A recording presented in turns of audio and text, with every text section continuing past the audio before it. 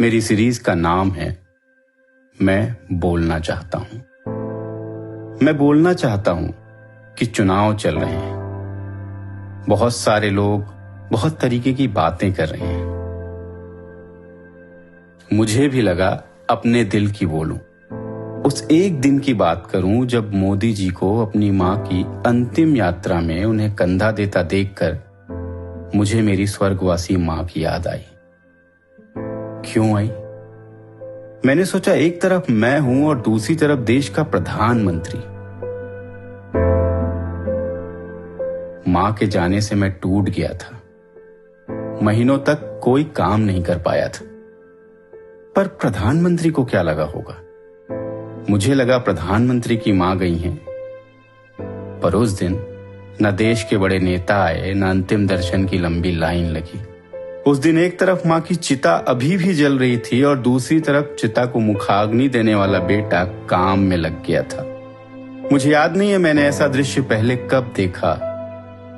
सोचता हूं, आखिर क्या चल रहा होगा उस इंसान के मन में, उस बेटे के मन में। एक तरफ हर पल अपने देश के नाम करने का संकल्प, तो दूसरी तरफ जन्म देने वाली मां से कभी वापस न मिल पाने का खालीपन। द्वंद क्या उनके मन में नहीं चला होगा?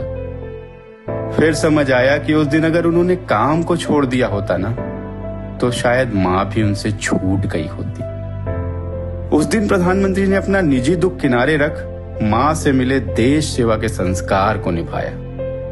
आंसू तो मोदी जी को भी आए होंगे। चिता की अग्नि पर नजर टिकाए मां की सुनाई कोई आधी अधूरी लोरी को याद कर आंखों के किनारे से चुपचाप बह गए होंगे।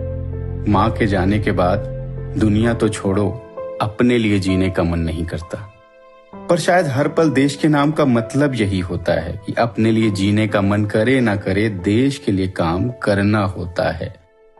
आज मेरे मन में एक सवाल है जिसे आप सभी से अभी पूछना जरूरी है कि पिछली बार इस देश ने ऐसा प्रधानमंत्री कब देखा था जिसका कुछ भी निजी नहीं था, न सुख न दुख। आगे कई प्रधानमंत्री आएंगे, पर शायद ऐसा कोई नहीं आएगा जो हर पल देश के लिए जिया हो, जिसका हर पल देश के नाम हो।